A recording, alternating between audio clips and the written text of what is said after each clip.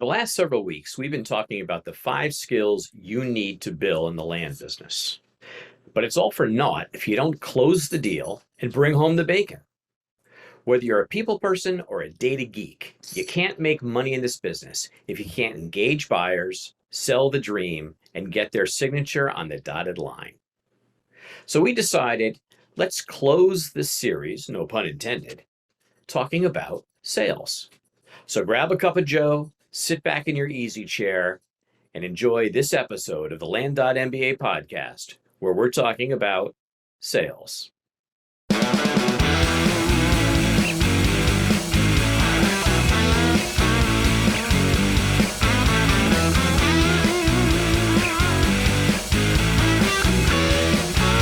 Hey, welcome to the Land.MBA podcast. My name is David Van Steenkist, and I'm here with my co-host, Mr. Howard Zonder.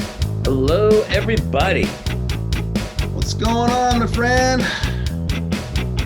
Busy. This is not the point. The whole point of quitting my job was to not be busy.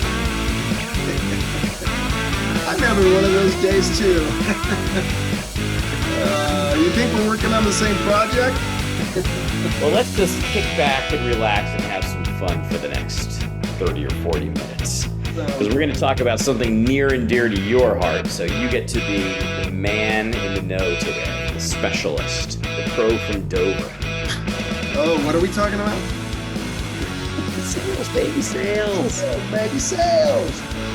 Show me the money. The point of all of this. I don't know no stinking sales. I never sold nothing to nobody. You're the closer. That's your nickname. David the Closer Van Steenkist. Yeah, all right. Well, first it all starts with lead generation, Mr. Marketer. Well, I'll tell you what. We'll do something a little different today. First of all, I'm going to say, by gosh, people, if you like this podcast, just please subscribe. Just do it. Just do it. It helps us. We love it. We love you guys. We want to give great content. Help us out. Do us a solid. Hit the subscribe button. Maybe leave a comment. It's all good. We love it. We love you guys. And we'd really be appreciated if you did that for us. Now, regarding today, sales, why don't we I'm just going to go ahead and lay out the general outline of what we're going to talk so everybody kind of knows where this thing is going. And then we'll start working through it. So in the larger context of sales, we're going to talk about lead generation because, there's no point. You can't have a sale if you don't have anybody to talk to. So we got to get some people in the door. Then we're going to talk about lead qualification. How do we qualify those people and make sure that they're worthy of our time and energy? How do you follow up with people? What do you do once the contact is made? How do you handle that communication? How do you handle objections? Because they always come up. They always have an objection. And then David's favorite part, closing the sale, because he's the killer. He's the killer. He loves to close the sale. And then finally, how do you, as we talked about in previous podcast, Kaizen, how do you always improve the process? So that's where we're going today. We're going to start it out with a little bit on lead generation, which frankly is mostly a marketing issue. But I've said this before, I'll say it again. My favorite definition, it sounds a little wonky, but my favorite definition of sales and marketing comes from Dr. Philip Kotler, sort of the guru, the ultimate guru of marketing. He wrote my textbooks, and it says the goal of marketing is to create customers. The goal of sales is to engage those customers in an exchange of value.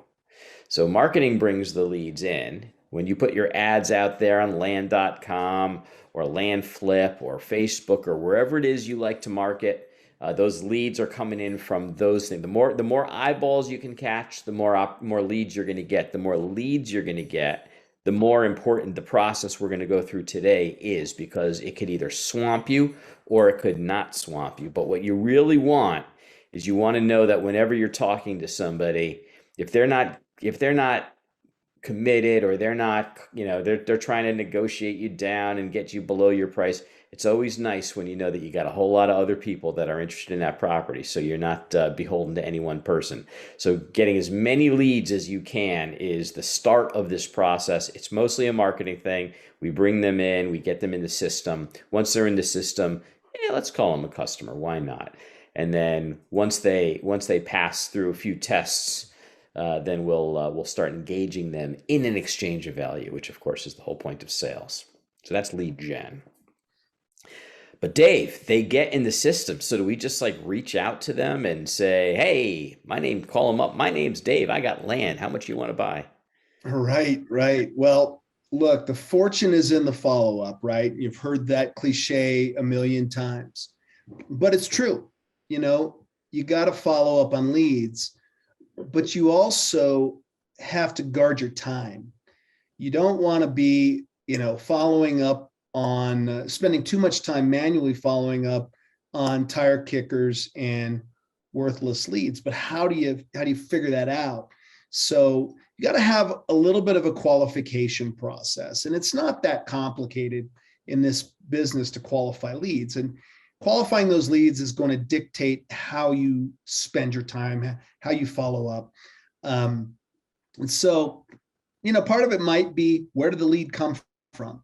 We all know that Facebook, although it's gone through some changes recently, it has been very good at times, and now it's a little bit differently. But I don't want to go into that rabbit hole. But if you're still collecting leads off of Facebook, there's a million tire kickers, but you do get sales because of the sheer volume. But you can spend a ton of time, capturing those leads, number one, which you should be having a VA do that. But once they're in your funnel, if you're asking for a phone number, and they give it, that's going to escalate the lead. That's going to tell me they're a little more serious, because most people coming off Facebook, they don't want to give you their phone number. They may give you an email address.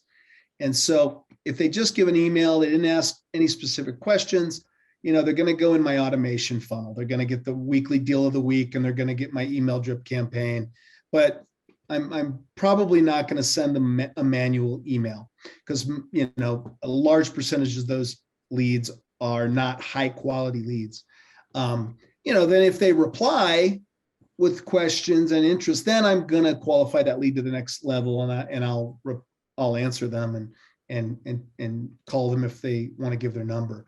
But if it comes in from a solid site like a land.com site, Land Watch, Land and Farm, Lands of America, or Land Flip, paid ad sites where anybody who's frequently frequenting those sites is there looking for land. So they may just send you an email, just fill out the form that emails you, and it just says send information. That might also, it's up to you how you want to follow up on that. That might just go into the automation. You might have a VA send them a manual email to follow up. Hey, did you have any specific questions about the property? What did you like about it? Blah, blah, blah. And if they reply, then you or your salesperson, may take it and engage in that conversation. And if they've got specific questions, you certainly want to answer those. And if they provided a phone number, that certainly escalates it, and they're going to get a call. If they don't answer, they're going to get a text, because it's hard to reach people these days, and it can be a very time-consuming process.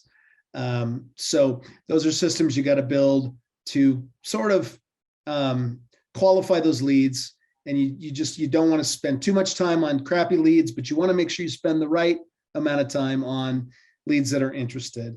And then, once you've got them into your pipeline where, okay, these are leads that are genuinely have some interest, you want to create tasks for yourself to, hey, if I haven't heard from this guy in X days, I'm going to send them a text, see if they're still interested, etc. These are some crazy times in the real estate field. Demand is high, inventory's low. If you're a realtor, a wholesaler, or house flipper, you've probably noticed how hard it's become to find quality deals. This is why so many in our industry are looking at land as an outstanding way to add new revenue stream to their portfolio. If you're listening to this podcast, You already know that land is a relatively unknown niche of the multi-billion-dollar real estate market with huge profit potential. Seriously, what other business delivers 200, 300, 1,000% return on investment deal after deal? It seems hard to believe, but land really returns 100 to 300% commonly, and sometimes over 1,000% deal after deal. And in the age of COVID, demand for land has never been higher. Many of our students have already created new revenue streams with land and added six figures to their incomes. We've had clients who have achieved multiple six figures in their first year of business. Another paid for all his coaching and pocketed 15 grand on his first deal. Now, not everybody has these kinds of results, but they're certainly possible if you have the right instruction, the right support, and highly experienced mentors. You don't need another course that promises the moon and then delivers an elementary school education. You need a proven program suitable to your experience and ambition. You need a Land MBA. The Land MBA is everything you need to blow it out in the land business. Courseware, mentorship, tools, community, and even deal funding. Look, because you're here listening to me, you know that Dave and I don't hold anything back. That's a founding principle we've had from the beginning. With the Land MBA, you get everything we have to offer. There are no upsells. And now, through popular demand, we have transformed our highly regarded one-to-one coaching program into a small group format at a fraction of the price. If you're ready to build a six-figure income with the freedom of being your own boss, go right now to www.land.mba/fortune. That's www.land.mba/fortune. Let us help you create your next path to wealth. And you want to make sure you have some sort of a system, whether it's a CRM or, we like to use the Land Speed and HubSpot system. But, if you're using a spreadsheet, or I don't care if you're using Post-it notes, have some sort of a system that you're going to do your follow-up. Yeah, that's good. That's really good advice. This whole thing about qualification is something that I personally take it very seriously, because to me as an entrepreneur, I believe that my most valuable asset is my time, just like you said. And so the way I look at it is, before my time is engaged, where I have to get on the phone and talk to somebody, I want it to already be qualified to say this person is worthy of my time, because my time is valuable, right? Exactly. So I'm going to use automation. I'm going to use VAs or staff or people. I'm going to have all those systems in place to say that by the time it gets to me, it's okay. We need to close this thing now. That's my job. If it hasn't already closed, my job is to close it. Right. It's not to convince them. Personally, I don't want to sort of be in that role. But if I was in that role, I would still do it, but it would be qualification. And it's like David said, if somebody comes in and they through Facebook marketing and asks a question, and I think I did this, everybody does this at the beginning. You're like, oh, maybe, how do I know? Maybe they will. Maybe if I have the right conversation with them, maybe they'll buy something. Well, maybe. But there are all kinds of ways to push them through the funnel and get them more excited and to show, what their interest is. And the trick is, that's why they call it a funnel, right? So, any funnel starts wide at the top, which means there's a very weak exchange of value. It's like, hey, I'll give you a little something. You give me maybe you just respond. But even to the point of saying they're going to give you an email address, you got to give them something for that. Oh, you want a phone number? You got to give them something for that. And what you're doing is you're working down this funnel of them demonstrating to you how serious they are and whether they're worthy of your time or not. And the more you can automate that funnel, the better. And you can do that through drip campaigns. We use MailerLite, which is a great tool for creating automated drip campaigns. There's other tools. There's tools within HubSpot that you can use. There's all kinds of ways to do it. You can also use VAs. And then finally, you kind of have that conversation where they say, look, are you really interested in this property? And when they say yes, I'm serious about buying. One of the key. So what are the key qualification criteria you have, You mean Dave? I mean, once I get them on the phone, or well, just even perhaps even before. I mean, there's all kinds of ways we can get information out of them, whether you're getting it or your VA's getting it or a form is getting it. What's the right, information that you're looking for that says this person's worthy of my time? right. So I'm looking for a couple of things that are going to give me a little more gumption to spend some time to follow up manually. And that is, first of all, that they gave me their phone number. And B, if they made some comments in the inquiry, like I'm very interested in this property, that does happen. Or they have some, I'm interested in this property, but I have some specific questions. What about water? Blah, blah, blah, blah, blah. And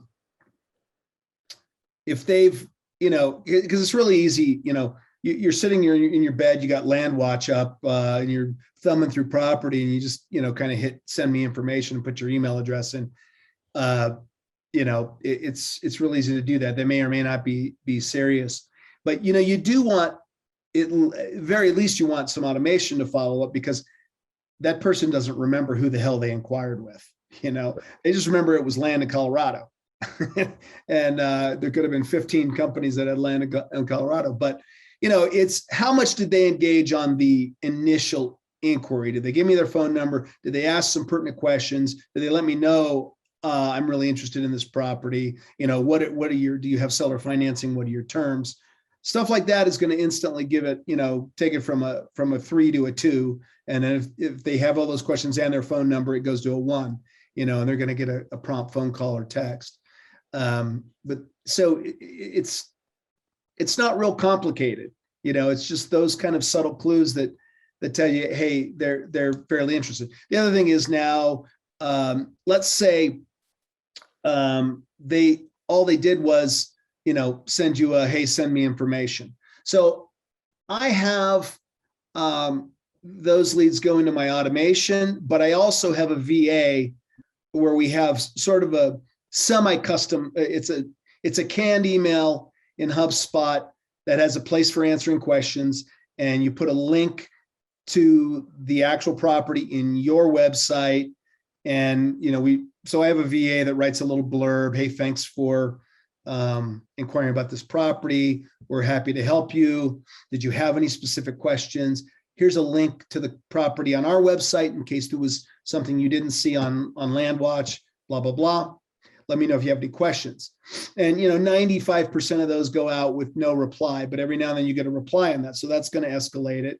And my VA will field those and escalate them to our salesperson or me if they're not available for follow-up. So those are just, it's not rocket science. Yeah, when you get into like the whole marketing automation, sales automation field, there's actually two different terms that are used formally. One is marketing qualified, and the other is sales qualified. Because especially when you work in a bigger company, salespeople they're rather jealous of their time. Can you imagine? They don't Right. want their time wasted. They don't want a bunch of leads that aren't ready, Right. right? And imagine from the side of being the customer.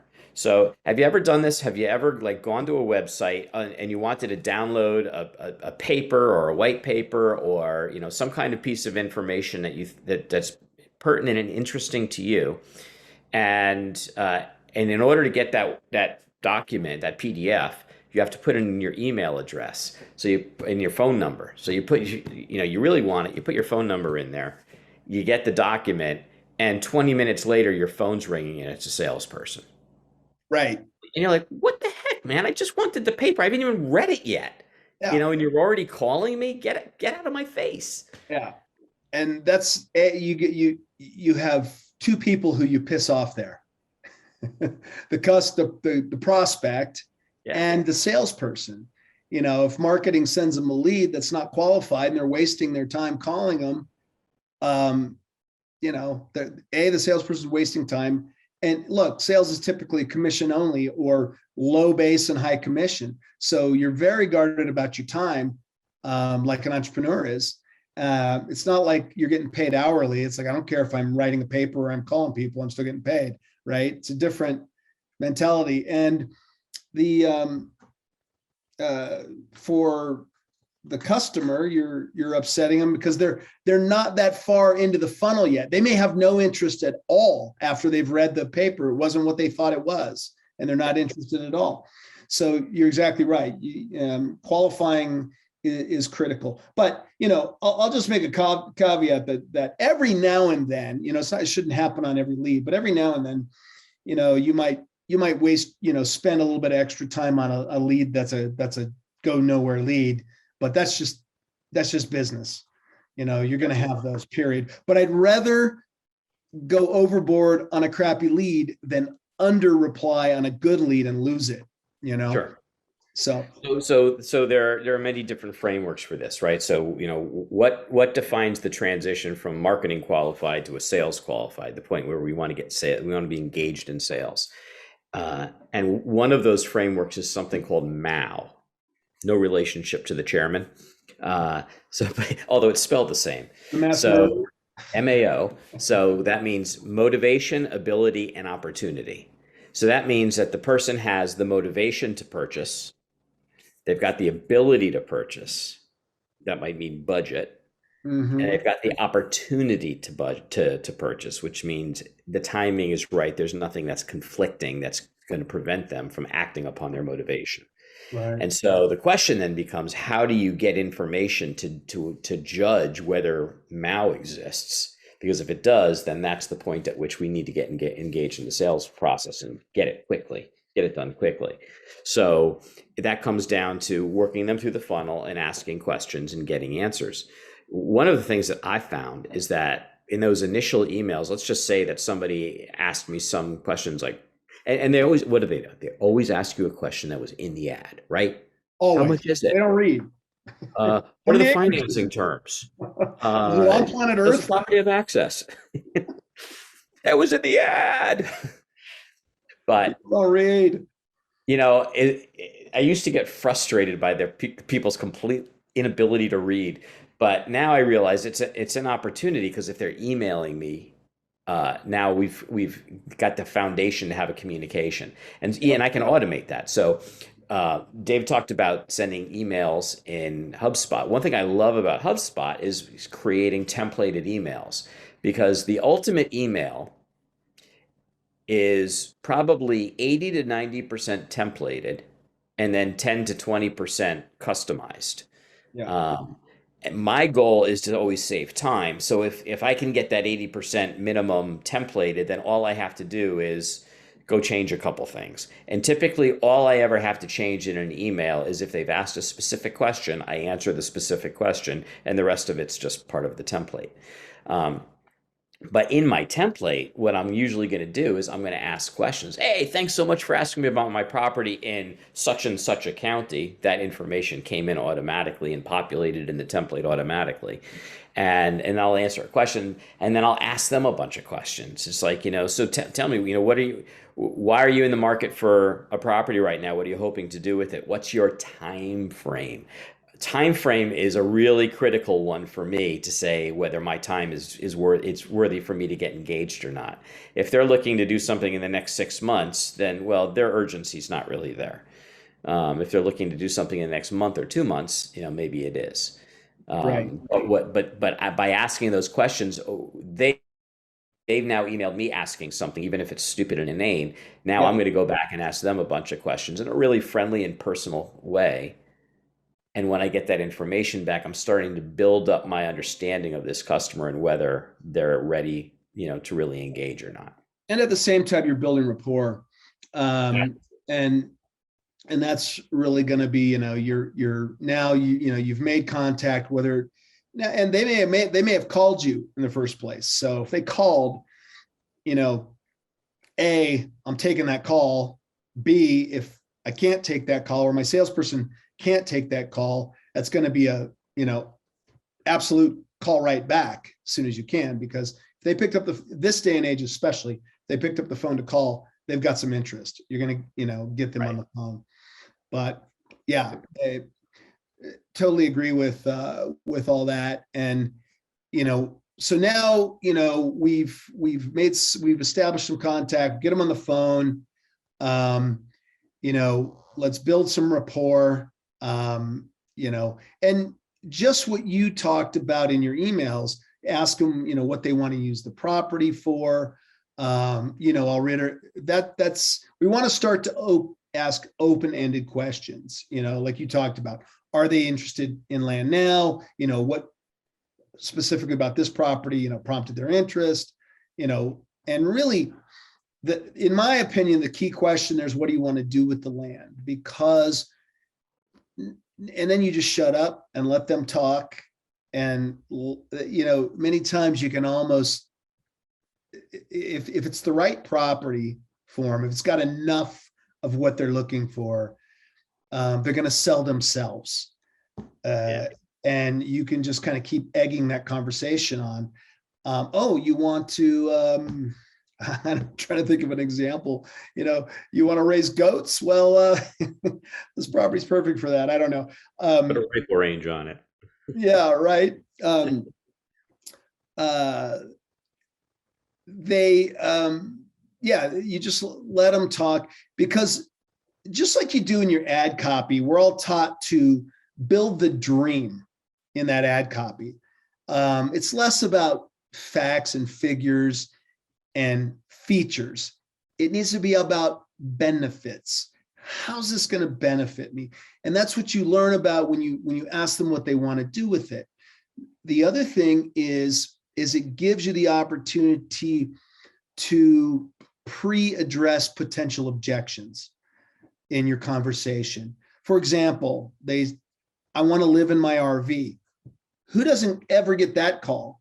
Who couldn't sell 100 times more properties 10 times quicker if the RV restrictions weren't so bad in most areas, right? But that's a big one. So, okay, they say, well, I want to live in my RV full time. You're going to be able to cut that off. Now, cutting that off ahead of time is what's that going to do for you? Because you're going to tell them, well, you can only, it's 30 days. You got to put in a septic, right? It's very common for most counties. Sometimes some are 2 weeks, 30 days a year that you can stay there. So it's basically a camping lot. So if the guy was telling me, I want to camp there, half a dozen times a year, I'd be like, well, you can definitely make that work. Here's the restrictions. But if they want to do it full time, then I'm going to cut to the chase, because I probably don't want to spend too much time on the phone with them. So I'm going to tell them, look, there's this restriction here, and you're going to probably find this in a lot of places. Is that going to be a showstopper for you? Yeah, it's going to be. All right. Well, I'm sorry we didn't, have something for you, but we've got you on our email list, and if we get something that allows full-time RV living, pay attention to our newsletter. We'll send it to you. So that's a time saver. You're not going to close that sale.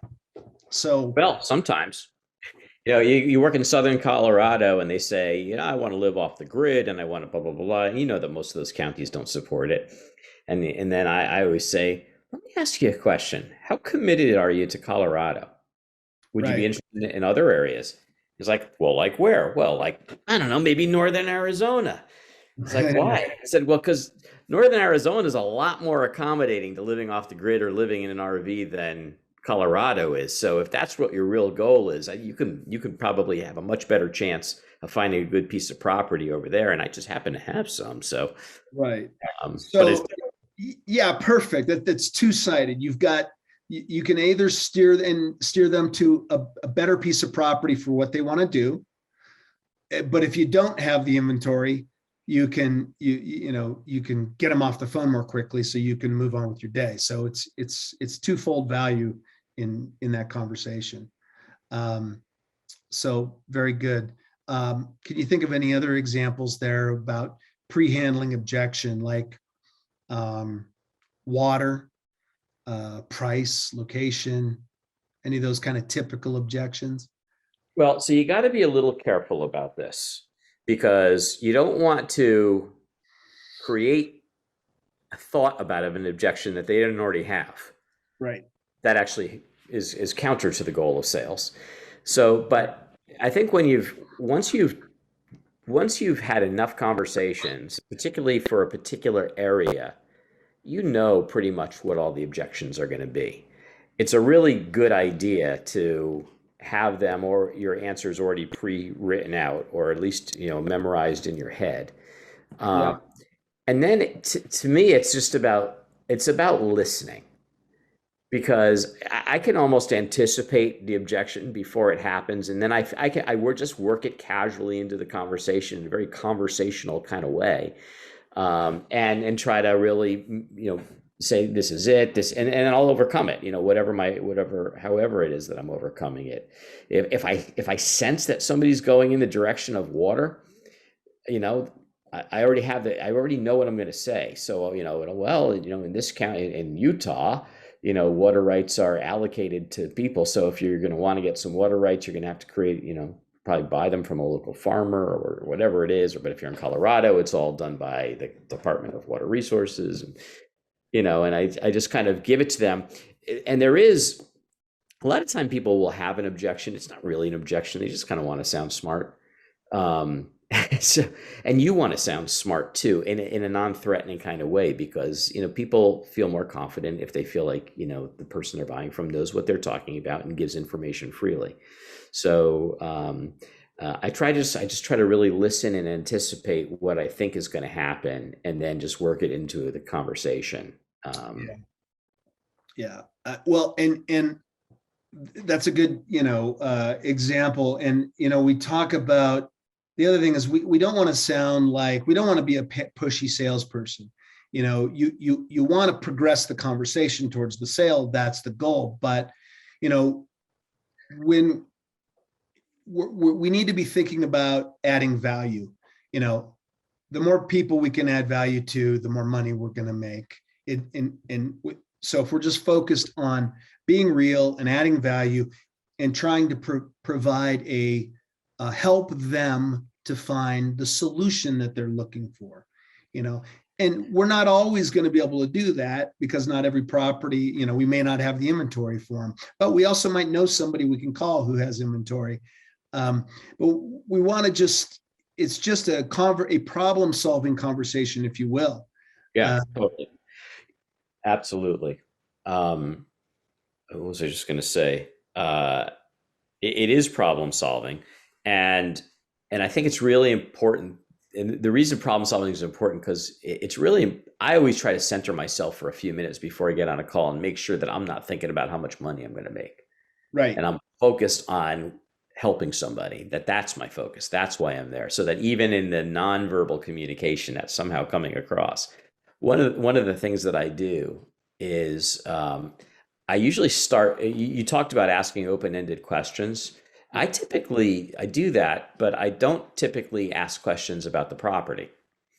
So I'll ask questions like, so why is this the moment in time when you're really interested in buying a property? I want to find out what's motivating them, what's happening in their life that's driving this decision, so that I can figure out how to connect to that emotionally. And then it's like, I totally get this. So when you think about properties, when you're looking at properties now, what are the attributes you care about most? So I'm just talking generally about land. I'm not talking about this property yet, because if I talk about this property, they're immediately going to either say what I like about it or what it doesn't have. I just want to know in general where they are, and then I'll figure out how to make them believe, hopefully it's a true story, that my property will satisfy all those needs. Yeah, exactly. And that's so key. So when you connect to the emotion, look, everybody buys based on emotion, period. They may come in and say, I've looked at this and this, and the zoning, the price, the water, and everything looks pretty good except for the water situation. And if you're able to transition them out of the facts and figures, in sales we call it features and benefits, we want to focus on the benefits, not the features. So you helped build the dream, and they will connect emotionally, and they will make a decision to purchase based on the emotion. And that one little thing about the water now becomes a little bit less of an objection, because now you've helped them understand that, oh, okay, the well depth is 400 feet at $35 a foot, and that was a big objection. But oh, you're only going to build a cabin that you're going to visit 5 or 6 times a year or camp on it or whatnot, and you can get water delivered very cheaply. They didn't know that. Now you've solved that objection, or at least made that less objectionable. But they're going to, everything else, the emotional connection is going to help them to make a decision to buy that property. Then they're going to justify that purchase by the features, the facts, and they're going to go check the box. Water, I can check enough of the box because I'm emotionally connected, and so they're going to justify that purchase by the facts. Hey, folks, people often talk about automating and outsourcing your land flipping business, but what does that really mean? Generic solutions leave it to you to figure out how to set up and maintain the automations. I've been running my land business on LandSpeed for over 3 years because it's a total solution and allows me to focus on being a great land investor. LandSpeed was built specifically for land investing by a land investor. And with many of the most successful people in the business using it for years, it's evolved into one of the most feature-rich solutions on the market. Some of the key benefits I get are being able to create and manage mail campaigns and neighbor letters. I'm able to automate tasks amongst my team, create contracts and deeds, and email, text, or mail them within a few clicks. I can automatically capture sales leads from any lead source, including Facebook Messenger. Then it automatically pushes those leads into my sales funnel so that I can manually follow up, but they also go into my automated drip campaign. And since LandSpeed's a total cloud-based solution, I can run my business from anywhere in the world with a phone, laptop, or tablet. So if you want to turn your hobby into a professional, scalable business, just go to landspeedtech.com/Dave to receive a $150 discount today. So what's the number one objection usually? oh gosh, that's a really good one. I mean, usually it's, and it's not always an objection. It might be, a I need to be sold more. They have some fear. They're not quite sold, and they'll make the excuse, I need to go talk to my spouse. Things like that. But I would say, pricing, many times it's pricing. And unless we've got a property that we're blowing out, and we're really, really well priced amongst the competition. So I mean, I try to price my properties on the high side and do a really professional job of marketing, versus a lot of people are in the race to the bottom where they'll get a property and they keep trying to keep undercutting everybody. So it really depends. I don't know. What's the number one objection that you see? I was going to say price. Yeah. Because, even if you're well priced, it doesn't matter. I mean, every conversation is a negotiation. And what'll happen is people will get on the call, and that's the first question they're going to ask. They're going to ask about price, pricing. And I think it's really important in the sales process to get them off that conversation as quickly as possible.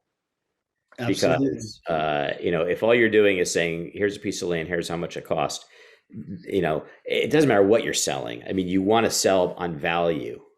And so if you haven't had an opportunity to establish the value, then how can you establish a price? And so I would usually say, I totally understand where you're coming from, and price is obviously one of the most important parts of this conversation. But if I could just ask a couple of questions, because I'd really like to understand where you're coming from, and I want to make sure that the property we're talking about is actually going to meet your needs, and understand how it's going to meet your needs. And, then we can talk about what the value of the property is. And I never say the price of the property. I always say the value of the property. And then they're always amenable. It's like, okay, and they let me lead at that point. And we always come back to it, but now we've come back to, we've established by that time, one, what their needs are, two, that this property will meet their needs. And hopefully, as you said, created some kind of emotional connection to it. And not just to it, to you. Yes. I was just going to say that, right? Because people buy you, then the company, then the product. So it gives you additional opportunity to go build deeper rapport and help them to understand that you actually care about their needs and not just making a commission check, and so you build an even deeper emotional connection. And you know what? So you're $1,000 more, $2,000 more, whatever. You're a little bit higher than these other ones advertised, but it's still within their budget, and they feel like you're professional, like, they trust you, and they want to do business with you. And so it becomes less about price. Once you go to price and you start you become a commodity. You're just a commodity. There's no difference from anybody else. You got to get away from price, talk about the value, build deeper rapport, and 9 times out of 10, you're going to win that sale if you do that skillfully. So you mentioned another thing that people say usually at the end. Mm-hmm. Now, by the way, when people are cranky or they just want to talk price, I can deal with those people all day long. I have no problem with it. My problem are the people who are really nice. I hate talking to people who are really nice because they never tell you the truth. They try to make it feel good. And so you got to work really, really hard to get past that veneer and find out what really matters to them. Because they'll tell you, oh, I love the property. Oh, I'm definitely going to buy the property. Blah, blah, blah. I just got to talk to my wife. Blah, blah, blah. They're not, they're full of it. Yeah. Because sometimes they're just fishing for information, and, they're nice. I mean, I've been on calls with people where I've wasted a lot of time, but a couple of those people have come back later to buy from me. Mm-hmm. So, when you do sense that, the sale's not going to happen, and you need to try to get them off the phone, you still want to be very tactful, because that person's still on your prospect list. They're still getting your deals of the week and your emails. And I've sold, multiple properties from my email list because the property legitimately that they were interested in initially just, they were probably ready to buy, but it just wasn't the property that they quite wanted. Or they may not have been quite ready to buy, right? And that property sold out from under them because they drug their feet. But you built a trust and a rapport with them, so now they're keeping an eye on your stuff, and when it comes in, oh, that looks good. They look at it, they call you up, yeah, let's do it. I probably sold 10 properties like that over a few years. Yeah. Now we've all heard the old, okay, I just need to go check with my spouse before I make a decision. Uh-huh. That's the killer. That basically says, maybe I'll be back, maybe I won't. How do you deal with that, killer? Well, a couple of ways. I'd say, well, is your spouse around? Get her on the phone. Let's chat now. And so also keep this in mind. Whenever if you've got a buyer that's close to pulling the trigger, that wants to pull the trigger, but they're making excuses like this, you don't want to let them off the phone if possible, because, hey, that's just more time that before you get paid. Number two, it's more time that you're going to spend following up. And in today's world, it's really hard to get people back on the phone. I talked about this a little bit the other day when we were talking about acquisitions. It's like, all right, you feel like the price is close, just tell them to sign the agreement. Once the agreement's signed, then you can, if you need to back down on the price, you can. But I don't want to go down a rabbit trail.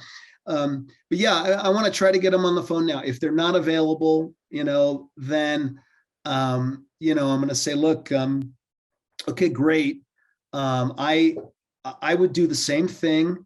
I don't like to make big buying decisions without my spouse's approval. But look, I got to tell you, you were the first one on my call list today, and I've got about, let's see, 1, 2, 6, 8, 9. I got 14 more interested parties that I have to call immediately when I hang up with you. So I'm quite sure that this property's not going to last through the day. So if you're really serious and you have a good feeling that your wife's going to go for it or your husband's going to go for it, then we ought to lock this property up now. And you can get a refund on your deposit if you were wrong about what you thought your spouse thought. But you need to just tell me quickly. So what do you want to do?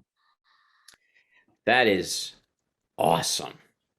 I mean, think about that versus I've had a lot of interest in it, so you may not want to drag your feet on this versus, you're first on my call list today, and I've got 14 people left to call today. I mean, just that whole way you communicated that is so, it just sounds very legit. And where people, obviously there's a little bit of a little white lie, I suppose, in that. Maybe not. Maybe you don't know what the exact number is. A little embellishment. Yeah. But you know what? There's a little embellishment there, but you could be less specific. I mean, I have sold so many properties this way. And a lot of times it's been over text. A lot of times, people will text me. I'll have a text conversation going back and forth. And they'll say, I got to go out and look at it. I'm not going to be able to get out there for a week or 2 weeks. Can you hold it for me? Well, no, we don't hold properties. And I got to be honest with you. We do have a guarantee period, right? I can't even remember what it is now, but most everybody's got a guarantee period to where, if you get out there and you just don't like it, we'll trade you for something, or if it's in a certain period of time, we'll refund your deposit. But, I also don't like, so I'll just tell people, look, we're getting a lot of inquiries on this property, and it's going to be gone soon. It isn't going to last. And you might have had 3 inquiries. Well, it's your definition of what a lot of inquiries is. Exactly. We're really getting a lot of interest in this property. I don't expect it to last very long, so I wouldn't tarry. And then, but there's another key caveat that also, like, for example, some people want to pay your doc fee or pay the deposit, and can't get out there for 2 weeks, and I'll ask you to hold it. I do not do that. I've been burned that way before. I'll tell them, look, if you're not ready to pull the trigger, you want me to hold it, I'll only hold it for like 2 or 3 days, like a weekend. So if you're going to head out there next Saturday, then call me up on Friday or go online and place your deposit, and we'll hold it through the weekend. But, your down payment of doc fee will be refundable, till Monday if you don't like the property. But yep, exactly. That's a great line. I use that all the time. I'm like, okay, if you can't go see it till Thursday, I understand we're all busy people. Just call me before you get in the car and go, and make sure it's still available. I don't want you to waste your trip. Right. Yeah, it's twofold. It's one's for them, one's for you. You don't want you don't want them giving you a deposit today because there's plenty more leads that are coming in, and you don't want to hold it off the market. So call me on Friday to make sure it's still available, and if it is, then I'll take a deposit and hold it for you, till Monday. Right. Exactly. So now. My favorite closing line is, so we've talked about, and this is pretty much the only closing line I use in land. I used to have like 30 or 40 different closes when I was selling equipment to food and pharmaceutical manufacturers back in the day. But for this, we've talked through, we've established what their needs and their goals and aspirations are. We've worked through any objections. Hey, so look, it appears that this property meets all the needs that you've told me about, that you can do everything you need with it. At this point, what would prevent you from moving forward? Mm-hmm. And they usually don't have much of an answer for it. Now, they might come back at that point and give you the objection of, I need to talk to my wife. Mm-hmm. And, it's either legit or they're not sold enough and they're not ready to pull the trigger, or they're going to be like, nothing. What's the process? Cool. Here's the process.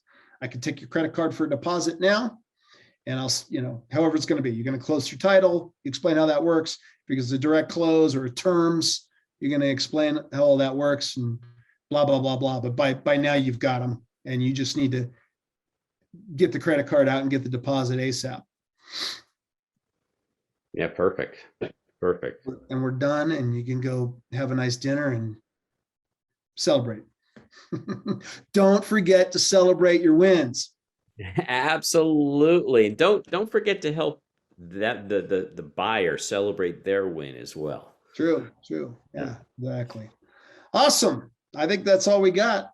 No, we got one last thing. We do. All right. What'd I forget? Kaizen, baby. Constantly improve. Everything we talked about, you're going to put it into a process. You're going to build your team. There's going to be flows. What's working, what's not working is your exact close. So how do you figure out what's working and what's not? You got to track things, right? So you want to track your wins and losses. And you also want to try to track why you think you won and why you think you lost.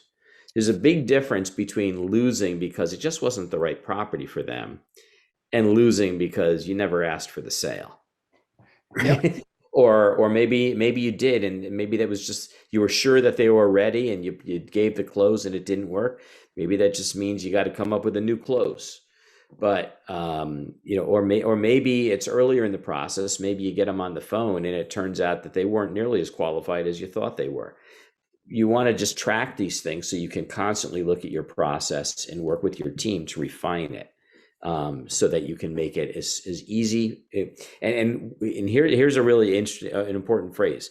It's not about making it easy to sell. It's about making it easy to buy. So make sure you got a buying process that's super, super fun, easy, and just enjoyable for your customer. And you made a key point there about, is it because we didn't ask for the close? A lot of people who are new to this business, there's a lot of people in this business that are really good at it because they're really good with data, one of the 5 skills, right?